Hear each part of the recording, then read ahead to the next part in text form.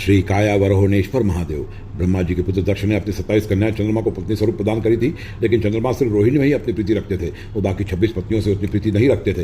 तब दक्ष ने चंद्रमा को श्राप दे दिया और चंद्र ने भी दक्ष को प्राचेतस्थ हो जाने का श्राप दे दिया। प्राचेतस्थ दक्ष ने अश्वमेध यज्ञ का आयोजन किया, लेकिन मोह के कारण शंकर जी और सती देवी को आमंत्रित नहीं किया। तब सती देवी ने कहा कि यह प्राचेतस्थ दक्ष अत्यंत गर्वित हो रहा है, इसलिए देवताओं और इन सबको देह से विलग करना पड़ेगा। तब सती देवी ने उस यज्ञ में जाना निश्चित किया और वहां देवी ने अपनी भ्रुकुटी से 4 दाढ़ों वाली त्रिलोचना स्त्री की उत्पत्ति कर दी। सती देवी ने उन तमोमयी देवी को भद्रकाली नाम प्रदान किया और वह सर्वलोक द्वारा नमस्कृत थी। तब भगवान शिव ने भी अपनी जटाओं से एक अत्यंत भयंकर पुरुष की उत्पत्ति करी, जिसे उन्होंने वीरभद्र नाम प्रदान किया और उससे कहा कि हे वीरभद्र, तुम मेरी आज्ञा से इन भद्रकाली देवी के साथ जाओ तथा देवगण के साथ दक्ष के उसके यज्ञ को तथा उनके परिजन आदि जो कोई भी वहां हो उन सबको विध्वंस कर दो। यह कहकर भगवान शिव ने वीरभद्र के साथ असंख्य महत्गणों की सेना को भी साथ में भेजा और भद्रकाली के साथ भयानक मातृगणों को भी भेजा। उन सब मातृगणों के हाथों में कृपांश तथा तलवारें थी। वे सभी वहां पहुंच जाते हैं जहां पर दक्ष यज्ञ कर रहे थे। वहां देवगण निश्चित होकर सोमपान कर रहे थे। वीरभद्र ने यज्ञ में बैठे इंद्र को त्रस्त किया। यमराज के समान यम नामक गण ने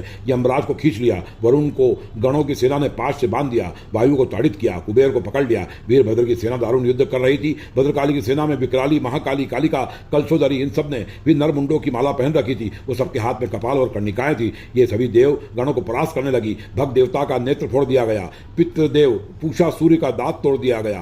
चंद्रदेव का हाथ तथा सूर्य का चरण मूसलाघात से आहत हो गया। अष्टवसु शरीर रहित हो गए और खून की उल्टियां करने लगे। तब सारे देवता अपनी जान बचा कर ब्रह्मा जी के शरण में जाते हैं और उन्हें पूरा वृतांत बताते हैं। तब पितामह ब्रह्मा जी मंदार पर्वत पर स्थित भगवान शिव के पास जाते हैं और उनसे कहते हैं कि हे महादेव, आपकी भद्रकाली ने देवगणों को विधेय कर दिया है, वस्तुओं को जर्जर कर दिया है, सभी की काया जीर्ण शीर्ण हो गई है। हे महादेव, इन सबको कायावरोहण कैसे होगा? तब शिव जी ने कहा कि सभी देवगण महाकाल बन जाएं। इस क्षेत्र के दक्षिण में उत्तम लिंग है। यह लिंग सर्व संपत्ति प्रदायक, दिव्य तथा सिद्धगण के लिए कामप्रद है। इस लिंग की कृपा से देवगण जो विधेय हो गए हैं उनको फिर से देह की प्राप्ति होगी। द्वापर के अंत में मेरे अंश अवतार लकुलिश यहाँ 4 ब्राह्मण शिष्यों के साथ कायावरोहण में आकर मेरे शिष्य के समान होकर द्विजों की रक्षा करने के लिए पृथ्वी पर निवास करेंगे। यह सुनकर सारे देवता एवं उपदेवता ब्रह्मा जी के साथ महाकाल बन जाते हैं और उस स्थान पर जहां पर यह दिव्य लिंग विराजमान है उसकी विधिवत पूजन अर्चन करते हैं। इस लिंग की कृपा से देवताओं को फिर से देह की प्राप्ति हो जाती है और वो जैसे पूर्व में थे फिर से उसी प्रकार के हो जाते हैं। तब सभी देवगण इस लिंग की कृपा से फिर से काया प्राप्त कर लेते हैं। इसलिए इस लिंग का नाम श्री कायावरोहणेश्वर महादेव रखते हैं।